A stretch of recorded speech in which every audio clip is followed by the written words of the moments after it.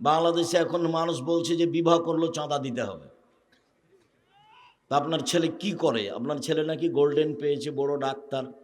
ও যে ডাক্তার, তো ওই কোম্পানির ওষুধ লিখে যে কোম্পানি তাকে টাকা দিয়েছে, তো ধোঁকাবাজ, ও তো প্রতারক, ও তো জাতির শত্রু। ওকে আপনি টাকা খরচ করে মানুষ করেছেন কেন বলেন তো দেখি? আমি ছেলে মানুষ করেছি জাতির জন্য, জাতিকে কল্যাণে নিয়ে যাবে সেই জন্য। জাতিকে অধপতনে দিয়ে, চাঁদাবাজি করে, লুটতরাজ করে, অন্যায় করে, অবিচার করে, জোর করে জমি দখল করে, মানুষকে জেল হাজতে দিয়ে সারা দিন অন্যায় করে বেড়াচ্ছে, তাই আপনি বলছেন আমার ছেলে গোল্ডেন পেয়েছে? কেন বলবেন আপনি এ কথা? এর জন্য আপনি দায়ী। চলেন দেখি, এই নিয়ে আজকে আপনার সাথে জরুরি কথা রয়েছে। এই ছেলেরা, মেয়েদের চুপ থাকতে বলো। যারা আপনারা আছেন, সম্ভব হলে বসে আলোচনা শুনুন। জায়গা না থাকে এক পায়ে দাঁড়িয়ে থাকবেন, আমি আপনার জন্য এসেছি। অপ্রয়োজনীয় কোনো কথা নেই। 90 সাল থেকে মাঠে আছে, এখন পর্যন্ত কোনোদিন অপ্রয়োজনীয় কথা বলিনি। আজকে অপ্রয়োজনীয় বলবো কথা, এমনটা মাথায় হিসাব নিয়ে আসিনি। তবে আপনার উপরে আমার অনেক দুঃখ আফসোস আছে। আপনি আপনার ছেলে মেয়েকে নিয়ে যা ভেবেছেন তা ভুল হয়েছে।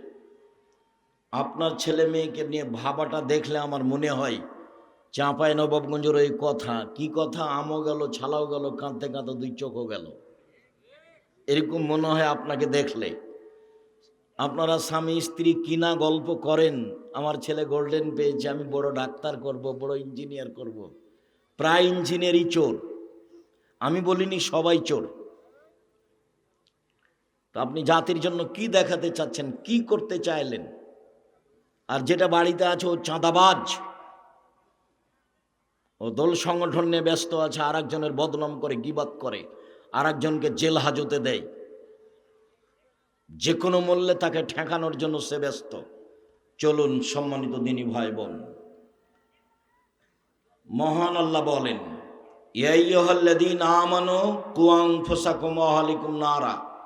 পৃথিবীর মানুষ, তোমরা তোমাদের পরিবারকে, ছেলে মেয়েকে জাহান্নাম থেকে বাঁচাও। আল্লাহ এটা আদেশ করলেন। আমি আমার ছেলে মেয়েকে জাহান্নাম থেকে কিভাবে বাঁচাতে পারি, কি পথ হতে পারে, আল্লাহ তো আমাকে আদেশ করছেন। আমাকে আপনাকে বলছেন যে তুমি তোমার পরিবার, ছেলে মেয়েকে জাহান্নাম থেকে বাঁচাও। কি কলা কৌশল আছে যা দিয়ে আমি পরিবারকে জাহান্নাম থেকে বাঁচাতে পারি? চলেন দেখি। লোকমান হাকিম বলেন, বনাইয়া লা তুশরিক বিল্লাহ ইন্না শিরকা লাযুলমুন আযীম। আব্বু, শিরক করো না, শিরক মহাপাপ। কোনোদিন বলে দেখেছেন আব্বু শিরক করো না? বলবেন কি করে? ছেলে মেয়ে তো সকালে গিয়ে বলছে ও কালিমা তোমার আকাশ, তো আপনি বলবেন কি করে? আপনি নিজেই মুশরিক, ছেলে মেয়ে মুশরিক। ভারত, বাংলাদেশ, পাকিস্তানে শিরকের বন্যা চলেছে। মানুষে তো বলে বন্যা যখন খুব বান বেশি হয় তখন বন্যা চলে। নদীর উপর দিয়ে, আশপাশের উপর দিয়ে, সরজমিনের উপর দিয়ে চলে। ভারত, বাংলাদেশ, পাকিস্তানে শিরকের বন্যা চলছে। কেমন কোনো ছেলে জন্ম নেয়নি এদেশের মাটিতে যে ঠাকুরের গানকে ঠেকে একটা মুসলিম গান বানাতে পারে? এমন কোনো মুসলমানের ছেলে জন্ম নেয়নি, কেউ একটা ছেলে জন্ম দেননি, এমন একটা কেউ মানুষ করতে পারেননি। ঠাকুরের গান কেন এখানে? আপনার শরম হয় না কেন? আপনার লজ্জা হয় না কেন? আপনার হায়া হয় না কেন? আপনার ইতস্তবোধ হয় না কেন?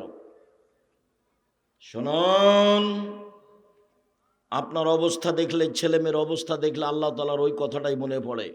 বুঝেও বুঝে না ওরা, অন্তর আছে বুঝে না, দেখেও দেখে না ওরা, চক্ষু আছে দেখে না, শোনেও শোনে না ওরা, কান আছে শোনে না। উলায়েকা কালা নাম, তারা পশু প্রাণীর মতো, তারা গরু ছাগলের মতো, তারা কুকুর শ্রীগের মতো, বালহ মাজাল বরং তার চেয়ে খারাপ। এই তো আপনার জীবিকা নির্বাহ, ছেলে মেয়ে নিয়ে যা করছেন। অবাক হবেন আপনি, যারা আপনার ছেলে মেয়ের উপরে দলীয় দাপট, ক্ষমতা, গণতন্ত্র চাপিয়ে দিয়েছে, যারা এ মোবাইল করে আপনার হাতে, ছেলে মেয়ের হাতে বড় মোবাইল দিয়েছে, জুয়া দিয়েছে, আড্ডাবাজি দিয়েছে, ল্যাংটা মেয়ে দিয়েছে, তারা এই কাজে লিপ্ত তা আমার মনে হলো না। আমি 22শে ডিসেম্বর থেকে 11ই ডিসেম্বর লন্ডনে থাকলাম, বিভিন্ন জায়গায় ঘুরলাম, দূরদূরান্ত, কোনো সময় 6 কিলো, 8 কিলো, 12 কিলো, 10 কিলো গেছি লন্ডন থেকে বিভিন্ন এলাকায়। আর আমি সিঙ্গাপুর এয়ারলাইন্সে উঠলাম, সিঙ্গাপুরে 14 ঘন্টা লাগলো বিমানটাকে দিল্লিতে লন্ডনে পৌঁছিতে। তো আমার এই লম্বা সময়ে কোনোদিন দেখলাম না যে কোনো জায়গাতে দুইজন বসে গল্প করছে, আড্ডা পিটছে। মারামারি তো, চাঁদাবাজি তো বহু দূরের কথা। মোবাইলে কারো মোবাইল আমার চোখে পড়লো না যে ল্যাংটা মেয়ে নাচছে। বয়স্ক মানুষও পড়া নিয়ে ব্যস্ত, বিমান চলছেও পড়া নিয়ে ব্যস্ত আছে, বা মোবাইলে কোনো হিসাব নিকাশ করছে বা বই পুস্তক পড়ছে। এইটা নজরে পড়লো। কিছু কিছু মহিলা পুরুষ দুই একটা যারা নাটক দেখছে বলে আমার অনুমান। আমি তো টিভির সামনে কোনোদিনই 1 মিনিটের জন্য দাঁড়াইনি। তো যে সিটে বসে আছি সে সিটের সামনে এটা টিভি, যদিও আমি চালু করি না, এই জন্য যে আমি চালু করতে পারি না। এখন চালু করতে পারলে সে চালু করে দেখতাম কি না কিছু, সেটা পরের কথা। চালু তো করতেই পারি না। রিং হলে শুধু অন করতে পারি। আপনি বলেন যে নামটা সেভ করে রাখেন, কিন্তু আমি তো সেভ করতে পারি না। জাতিকে ফাঁকি দিতে আসেনি।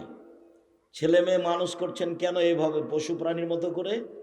জাতির জন্য মানুষ করেন। ও তো বোঝা, ও তো চাঁদাবাজি করে, ও তো দাগাবাজি করে, ও তো রাহাজানি করে, ও তো অন্যায় করে, ও তো অবিচার করে, ও তো মানুষকে জেল হাজতে দেয়।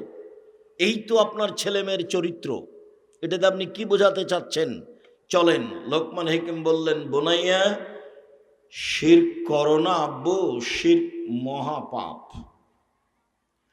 রাসূল সাল্লাল্লাহু আলাইহি সাল্লাম বলেন, আকবরুল কাবায়রা সালাসা, সবচেয়ে বড় পাপ 3টি। তার 1 নম্বর বড় পাপ হচ্ছে আল্লাহর সাথে শিরক করা। 2 নম্বর বড় পাপ হচ্ছে পিতামাতার অবাধ্য চলা। জীবনে কোনোদিন বাপ মায়ের বিরুদ্ধে যাবেন না, যা হবে হবে। মাটির উপরে সবচেয়ে খারাপ মানুষ মনে হবে মা। মনে হবে যে এর চেয়ে খারাপ মানুষ দুনিয়াতে আর কেউ নেই। এরপরেও মুখ খুলতে পাবেন না। বইয়ের নামে কোনোদিন অ্যাকাউন্ট খুলবেন না ভুলেও। মায়ের সাথে যদি গন্ডগোল হয়, হইচই হয়, মা যদি চলে যায় তার নানি, আপনার নানির বাড়ি, তবু ও মা, ওকে বিচ্ছিন্ন করার কোনো সুযোগ নেই। বইয়ের নামে অ্যাকাউন্ট খুলবেন, টাকা বেশি হয়ে গেলে আরেকজনের সাথে চলে যাবে। 19-20 হলে হয় খালি, এমনি তো বুদ্ধি কম। জীবনে কোনোদিন ভুলেও বইয়ের নামে অ্যাকাউন্ট খুলবেন না। রাসূল সাল্লাল্লাহু আলাইহি সাল্লাম যেভাবে ভালোবাসতে বলেছেন সেভাবে ভালোবাসবেন। 1, যে মানের খাবেন সে মানের খাওয়াবেন। 2, যে মানের পরেন সে মানের পরাবেন। 3, কটু কথা বলবেন না। বলবেন না যে তোমার ঠোঁটটা মোটা, বলবেন না যে তোমার রংটা কালো, বলবেন না যে তোমাকে দেখতে ভালো লাগে না। এইসব নোংরা মন্তব্য করবেন না, এতে সংসারে অশান্তি নেমে আসে, তখনও আপনাকে ভালোবাসতে পারে না। ওলা তাজিরবালা লজে, মুখের ওপরে মারবেন না। 5, নিজের বাড়ি ছাড়া কোথাও থাকতে দিবেন না। নিজের বাড়ি ছাড়া একবারে টোটালে কোথাও যেতে দিবেন না, জরুরি দুর্ঘটনা ছাড়া।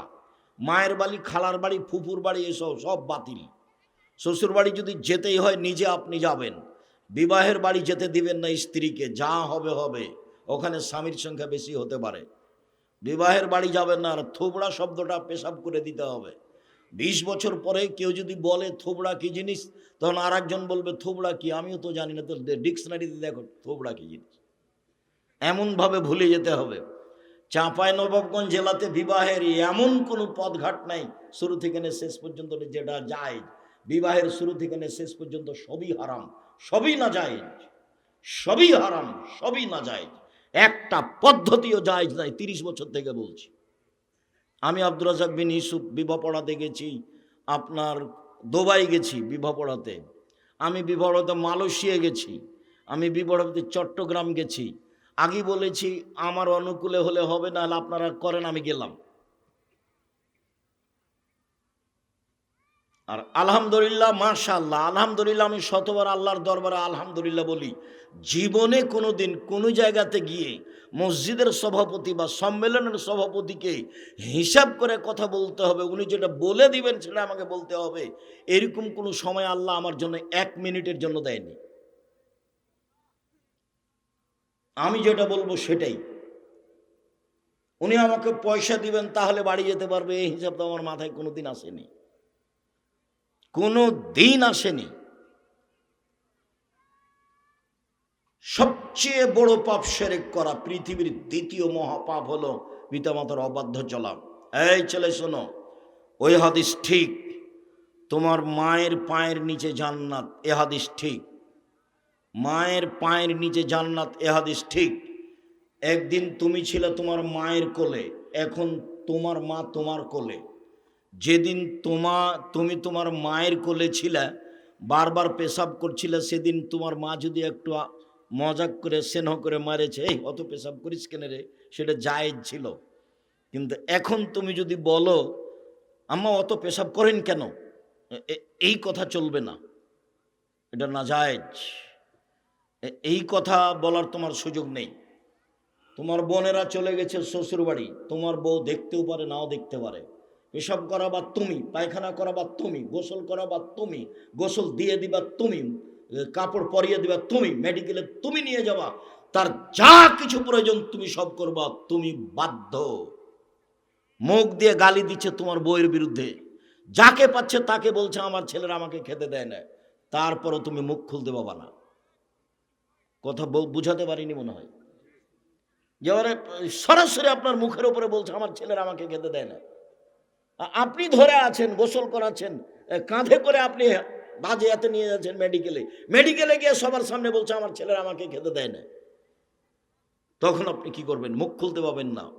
পৃথিবীর দ্বিতীয় মহাপাপ, সিরিয়ালে পাপ হিসেবে দ্বিতীয় পাপ আর কেউ নেই, এটাই প্রথম। দ্বিতীয়, তৃতীয় হচ্ছে শাহাদাতুজ জুরে, মিথ্যা সাক্ষী। চাঁপাইনবাবগঞ্জ জেলে 20 বছর 30 বছর থেকে বহু মানুষ আছে, নিজেই জানে না আমি কেন জেলে, জজ জানে না ঘটনা কি, উকিল জানে না ঘটনা কি, সাক্ষী জানে না ঘটনা কি। সাক্ষীকে বলেছে 50,000 টাকা দিব, জজের সামনে বলবি অমুককে আমি নিজ চোখে মারতে দেখেছি। যার নাম বাঁচতে এসেছো, ক্ষমতা দেখাও কেন? ক্ষমতা দেখাও কেন? যে পরামর্শ আমি দিয়েছি সেই পরামর্শে আসেন। আমি বলেছি জীবনে 4টে জরুরি কাজ: 1 5 ওয়াক্ত সালাত, 2 হালাল রুজি, 3 কোরআন তেলাওয়াত, 4 আড্ডা পিটা চিরদিনের জন্য হারাম। আড্ডা পিটা 2 ধরনের, একটা হলো এই মোবাইলে ঘন্টার ঘন্টা ল্যাংটা মেয়ে দেখা, এটা হলো এক আড্ডা পিটা। আর এক আড্ডা পিটা হলো দোকানে বসে চলছে এর বদনাম ওর বদনাম, আর ইয়াতে টিভিতে ল্যাংটা মেয়ে নাচছে, আর সব বসে আছে মুরব্বীরা এসর সলাত আদায় করে। এরা মুরব্বী, ছি ফু। ওকে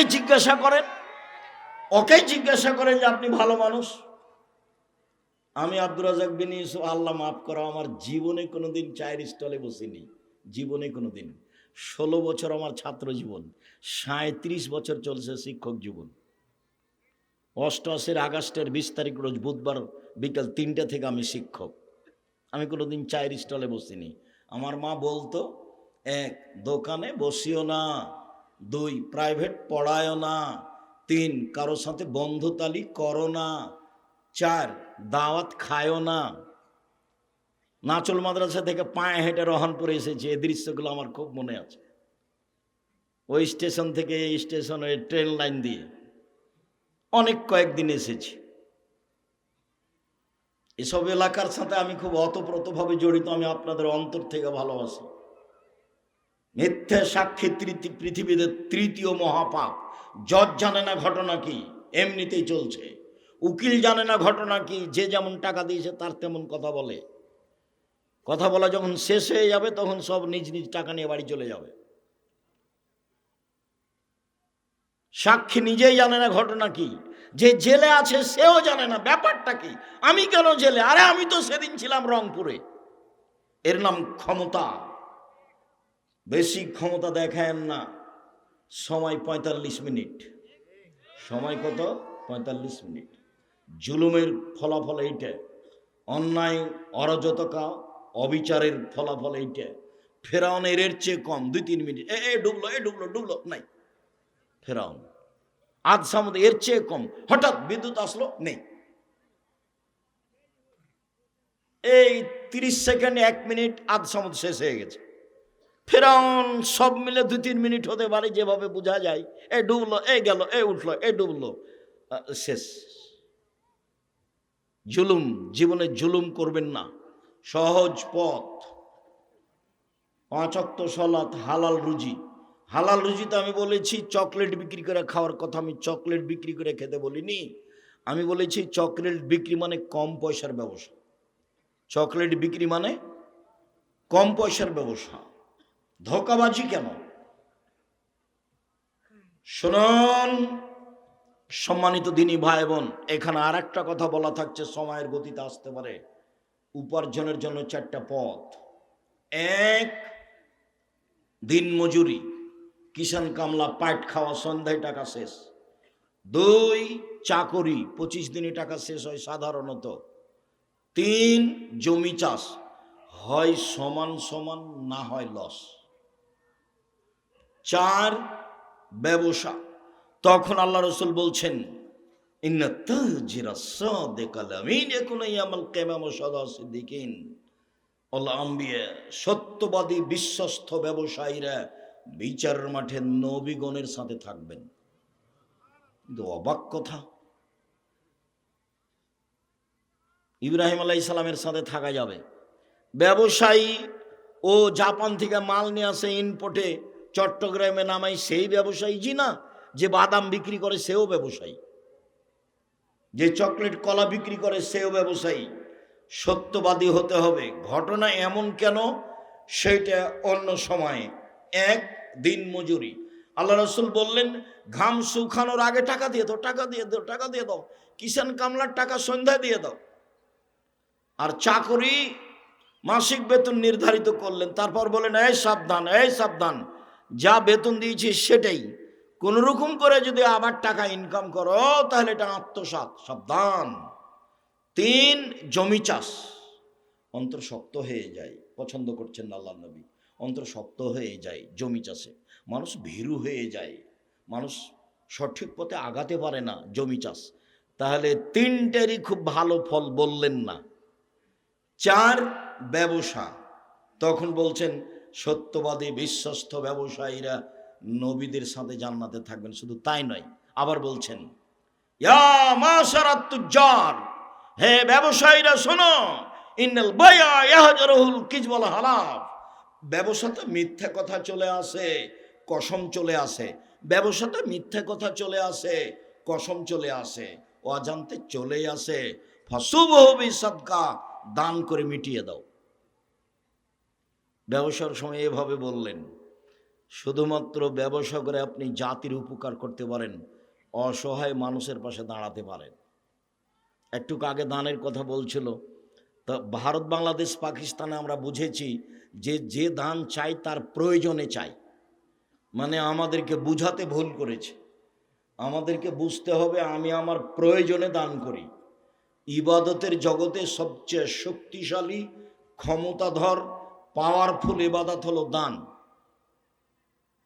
ইবাদতের জগতে সবচেয়ে শক্তিশালী, ক্ষমতাধর, পাওয়ারফুল ইবাদত হলো দান।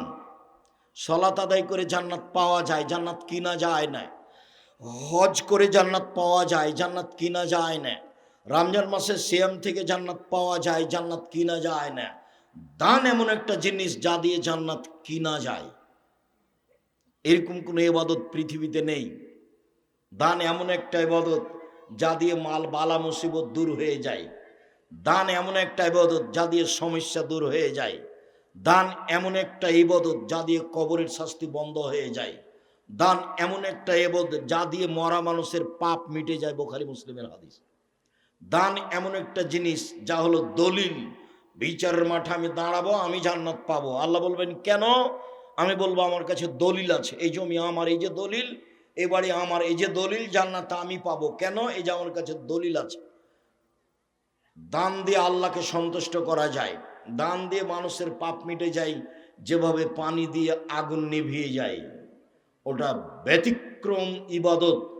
শুধুমাত্র ব্যবসা করেই মানুষ অসহায় মানুষের পাশে দাঁড়াতে পারে। এই জন্য রাসূল সাল্লাল্লাহু আলাইহি সাল্লাম ব্যবসার কথাটি এইভাবে উল্লেখ করেছেন বাকি পদ্ধতিতে মানুষ অসহায় মানুষের পাশে তেমন দাঁড়াতে পারে না। বলছিলাম শিরক। রাসূল সাল্লাল্লাহু আলাইহি সাল্লাম বললেন, পৃথিবীর মানুষ লা তুশরিক বিল্লাহ ওয়া ইন কুতিলতা ওয়া হুররিকতা, জ্বালিয়ে দেওয়া হলেও শিরক করো না, হত্যা করা হলেও শিরক করো না, শিরক মহাপাপ। রাসূল সাল্লাল্লাহু আলাইহি সাল্লাম বলেন, আল্লাহ তাআলা বলেন, আদমের ছেলে মেয়ে শোনো, মা দাওয়াতানি রাজাউতানি, তুমি যেভাবে ডাকো আমি সেভাবে থাকি, তুমি যেভাবে ডাকো আমি সেভাবে থাকি, তুমি যেভাবে আশা পোষণ করো সেভাবে আমি পূর্ণ করে থাকি, তুমি যেভাবে আশা পোষণ করো সেভাবে আমি পূর্ণ করে থাকি। আমি ক্ষমা চাইলে ক্ষমা করে দিই, আমি পরোয়া করি না তুমি কত বড় পাপী, আমি পরোয়া করি না তুমি কত বড় পাপী। আদমের ছেলে মেয়ে শোনো, তোমাদের পাপ বেশি হতে হতে যদি আকাশে লেগে যায়, পাপ আর পাপ আকাশ জমিন ভর্তি আছে, এরপরে যদি আমাকে বলো, যেভাবে বলো আমি সেভাবে থাকি, যেভাবে আশা পোষণ করো সেভাবে পূর্ণ করে থাকি, ক্ষমা চাইলে ক্ষমা করে দিই, পরোয়া করি না তুমি কত বড় পাপী, আমি পরোয়া করি না তুমি কত বড় পাপী। এই কথা আল্লাহ তাআলা আবার বিচারের মাঠে বলবেন। বিচারের মাঠে আমাদের সামনে আসবেন, এসে আল্লাহ বলবেন, আদমের ছেলে মেয়ে শোনো, বিচারের মাঠে তোমরা যেই পরিমাণ পাপ নিয়ে উপস্থিত হয়েছ সেই পরিমাণ আমি ক্ষমা নিয়ে উপস্থিত হয়েছি। তোমাদের যেই পরিমাণ পাপ আমার সেই পরিমাণ ক্ষমা, তোমাদের যেই পরিমাণ পাপ আমার সেই পরিমাণ ক্ষমা, তোমাদের পাপ যত আমার ক্ষমা তত, তোমাদের পাপ যত আমার ক্ষমা তত। যদি শিরক না থাকে, এটা মূল কথা। শিরক না থাকলে পাপ ক্ষমা হচ্ছে, শিরক থাকলে হবে না।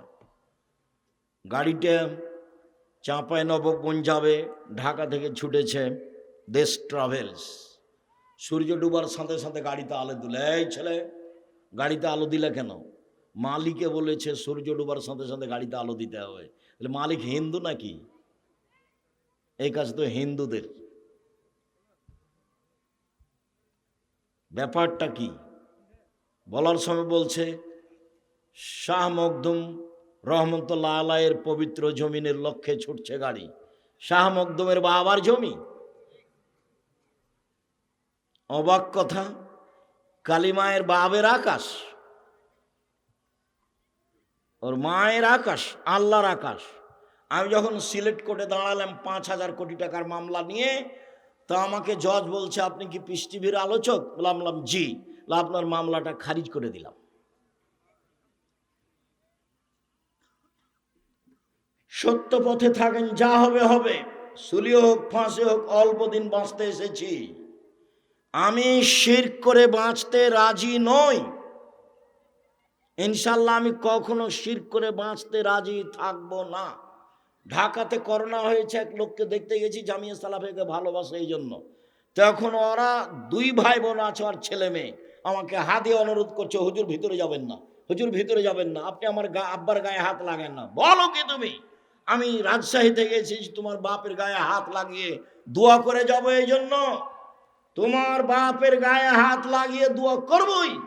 এতে যদি আমাকে করোনা ধরে, আমি বলবো না তোমার বাপের কারণে আমাকে করোনা ধরেছে, আমি বলবো পৃথিবী সৃষ্টির 50,000 বছর পূর্বে আমার নামে করোনা লেখা হয়েছিল, সেই জন্য ধরেছে। আমি তো এইটা বিশ্বাস করি, রাসূল সাল্লাল্লাহু আলাইহি সাল্লাম বলেছেন, মানুষের 4টা জিনিস লেখা আছে পৃথিবী সৃষ্টির 50,000 বছর পূর্বে। 1 হায়াত, জীবন, 2 মরণ, 3 রুজি, 4 রোগ ব্যাধি। সেই দিন যদি আমার করোনা লেখা হয়ে থাকে, তাহলে আজকে আমাকে করোনা ধরবে যদি আমি পাথরের ভিতরে ঢুকে থাকি তবু। আর যদি সেদিন লেখা না হয়ে থাকে, আজকে ধরার কোনো প্রশ্নই আসে না। আমি ইসলামকে এইভাবে বিশ্বাস করি, স্বামীকে করোনা হয়েছে, স্ত্রীকে করোনা হয়নি, দুইজনে একসাথে আছে। আর যার করোনা হয়েছে সেই খাওয়ার পরে ফেলে দিচ্ছে, যে ফকিরে খাচ্ছে, ওকে করোনা ধরে না। আর আমি নাকি ওর গায়ে হাত দিলে করোনা ধরবে। অবাক কথা। সতর্কতাই যদি করোনা না ধরতো, তাহলে ঢাকা ফিউচার পার্কের মালিককে করোনা ধরতো না। তারা তো দেশের পানি খায় না। এটা হিসাব নিকাশ কিছু আছে। বোনাইয়া শিরক করো না, শিরক মহাপাপ। লোকমান হাকিম বলেন কিভাবে ছেলে মানুষ করতে হবে। আব্বু আকিমিস সালাহ, সালাত আদায় করো, ওয়া'মুর বিল মারুফ ওয়া নাহি আনিল মুনকার, ভালো কাজের আদেশ করো, মন্দ কাজের নিষেধ করো। পিতা ছেলেকে বলবেন আব্বু সালাত আদায় করো, ভালো কাজের আদেশ করো, মন্দ কাজের নিষেধ করো। তার মানে ছেলে মেয়েকে ভালো কাজ জানতে হবে, মন্দ কাজ জানতে হবে। বাপই জানে না ভালো কাজ কাকে বলে, মায়ও জানে না ভালো কাজ কাকে বলে। চাঁপায় নবাবগঞ্জের নীতিতে বিভা দিয়েছে, কত কি বৈঠক করলো, কত থুবড়া আর কর্কট ক্ষীরকাচি আর কত আমাটা আর কত বরন্তা। তারপরে হঠাৎ একদিন ছেলে হয়েছে, তাই ও বাপ, তাই ও মা। জীবনে দুদিন কানে জানে না বাপ মা কাকে বলে। চলেন আজকে সিরিয়াল দেখাবো ধারাবাহিক ভাবে। আব্বু সালাত আদায় করো, আব্বু ভালো কাজের আদেশ করো, মন্দ কাজের নিষেধ করো। তার নাম বাপ। আমার ছেলে খুব ভালো, আমার ছেলে খুব ভালো, গোল্ডেন পেয়েছে, আমাকে বড় ডাক্তার করা লাগবে। ওর উদ্দেশ্যই খারাপ, ওর উদ্দেশ্য সে টাকা ইনকাম। ওর দেশে অন্যায় দেখতে পায় না, অবিচার দেখতে পায় না। গাড়িটা যখন ওই ইয়ের দিকে কানসার্টের দিকে যাচ্ছে, মহানন্দার উপরে ব্রিজ, ও টাকা নিচ্ছে কেন? কদিন যে বন্ধ থাকলো, কে টাকা নেই? কেন নিবে? জাঁদাবাজি করে খাও, হিসাব পাও না কেন? দাগাবাজি করে বেড়াও, জুয়ার চুরি করো কেন? রাহাজানি করো কেন? অবিচার করো কেন? অন্যায় করো কেন? পৃথিবী অনেক বড়, নিজে উপার্জন করে নিজে খায়। আরে দিন মজুরি করে খাবো, তাতে কি আছে? মানুষের বাড়িতে কাজ করে খাবো, অরাজকের সাথে আমি নই। দোকানে বসে আড্ডা পিটতে রাজি নই। এশার সালাত আদায় করে বাড়িতে গিয়ে ঘুমিয়ে যাব। দোকানে বসে আড্ডা পিটবো কেন? দোকানে বসে আর একজনের বদনাম কেন? তোমার জীবন 16 আনাই মিছে, মনে রেখো। তুমি, তোমাকে দেখলে আমাকে ওই পদ্য বলে মনে হয় যেই পদ্যে বলা হলো, বাবু বলছে মাঝিকে, মাঝি চাঁদ কেন বাড়ে কমে রে? মাঝি বলছে ওইসব কি আর আমি জানি? আরে দেখি তোর জীবন 4 আনাই মিছে। মাঝি এসব হয় কেন রে? আমি কি জানি? দেখি তোর জীবন 8 আনাই মিছে। মাঝি বল না এসবগুলো কিভাবে হয়? আমি কি আর জানি? দেখি তোর জীবন 12 আনায় মিছে। বাতাস উঠেছে, নৌকা হিলে উঠেছে। মাঝি বলে বাবু সাঁতার জানো বাবু? তো বাবু বলছে না রে মাঝি না। মাঝি বলছে এখন বাবু তোমার জীবন 16 আনায় মিছে, তোমাদের বাপ বেটার জীবন 16 আনায় মিছে। আমি আব্দুর রাজ্জাক বিন ইউসুফ বলে গেলাম, জীবনে কিছু করে গেলে না তোমরা, শুধু মানুষের সাথে অন্যায় অবিচার করে গেলে। দেবীনগরে আমার ক্লাস ফ্রেন্ড আব্দুল হাজি চেয়ারম্যান হয়েছে, তো বলছে আব্দুর রাজ্জাক তোর তোর তোর গ্রাম দিয়ে যে রাস্তাটা তোর বাড়ির উপর দিয়ে যাবে, ওখান দিয়ে তো কি করবি?